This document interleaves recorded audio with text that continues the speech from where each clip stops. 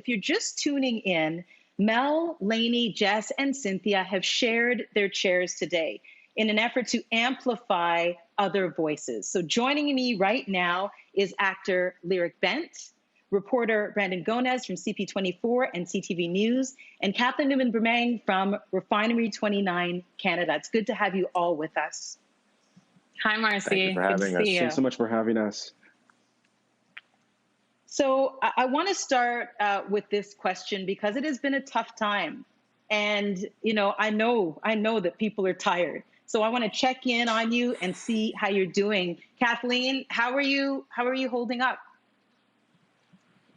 Oh, as everyone knows, that is a loaded question right now for Black people. And it is for me. I'm exhausted. I'm angry. I feel like I'm doing everything I can with my platform, but it's also a lot of pressure.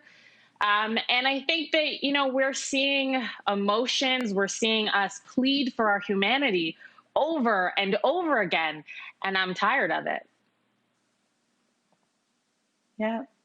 And Brandon, as a reporter, you're covering all of this. And that is another layer, if I might say, of trauma. It's hard to feel traumatized, to feel pain, and then go out every day and have to cover these stories. How are you doing?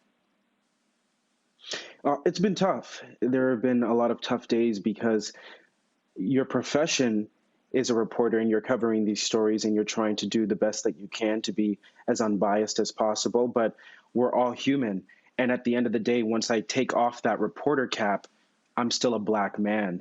And I'm feeling a lot of what a lot of people across North America, across this world, what they are feeling as well. So it's been one of those times where you're trying to put your feelings aside at times, but in situations like this, sometimes that's the energy you have to use to drive a story forward and use that passion to tell the stories that a lot of people feel have not been told properly. Mm-hmm.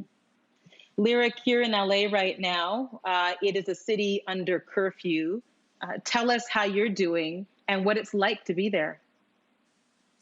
Well, first off, I'd like to say thank you for having me, everyone over at Bell Media, the social team.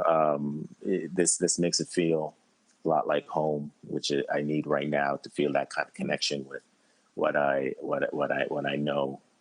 Right now in America, the environment is somewhat thick in terms of the different emotions.